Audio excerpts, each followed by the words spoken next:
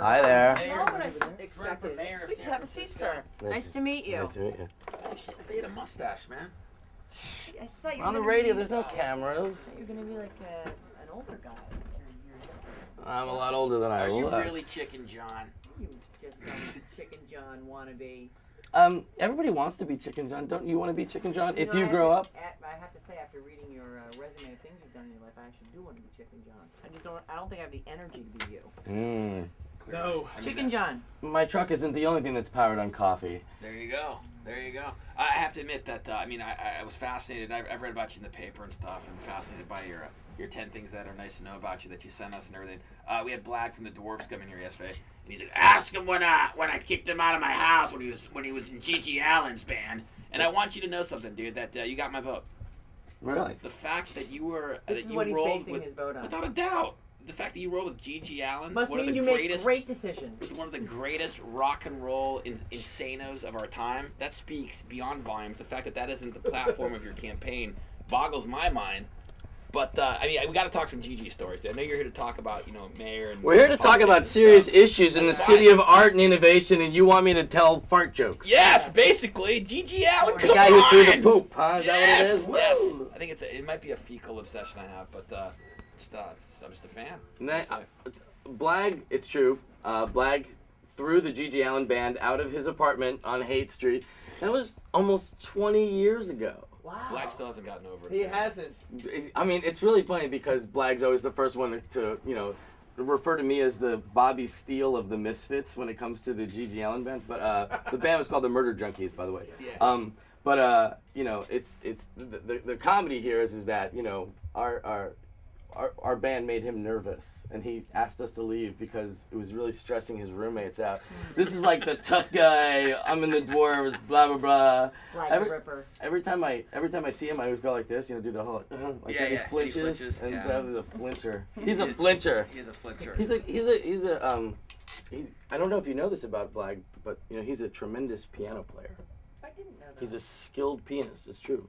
I hear he really sucks on the organ though. Yeah. Yeah. Woo! All right, Chicken John. Come on, issues. Come on. The election's in 4 days here. Let's talk about it. Well, number one, why is your whole campaign you want to be second place? I think that's a little weak. That don't you for second. Are you guys familiar with our ranked choice voting? Yeah. So the idea of running for second place was to control the second place vote of all the other 10 candidates, and then to trigger the runoff, And then you win the runoff. and then you win by a landslide. If Gavin gets 49% of the first place votes, I get 25% of the first place votes, You get and 51%. and then I get all the second place of the other candidates' votes. I would win by an absolute landslide. It would be embarrassing. And that's what you're Embarrassing. going for. So it's better to be number 2 than it is to be number 1. With ranked choice voting, I've never understood that. First of all, John, you have to understand something. I can tell you're already getting frustrated with us. We represent the common person that lives in the city, lives in the Bay Area. Extreme ignorance on how politics works. Extreme ignorance on the issues, how government is run. I mean, most people, you got to realize this. When you talk are not to- alone. No, I'm just saying, when you talk to most people, their entire reality of politics and the government was a civics class they took when they were like a junior in high school, and most likely were stoned. Well, I mean, you are not alone having no idea how civic government works. As a matter of fact, most of the people in civic government don't know how civic government works. I know. I've been trying to interview them and ask them questions, asking, even members of the board of supervisors, like, what do you want in a mayor?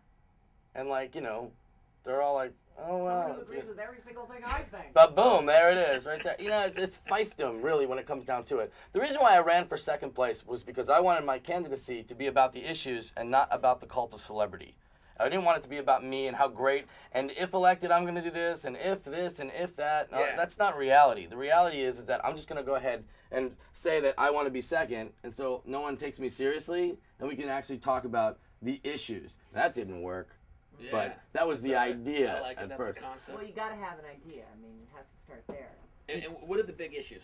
I think that the biggest issue in San Francisco is the fact that, our city of art and innovation is being priced out to artists and innovators. That's what I really think. I think that, this whole real estate bubble is it's like we're speeding towards a cliff, and That's the number one And yet, issue. what can you do to stop the gentrification?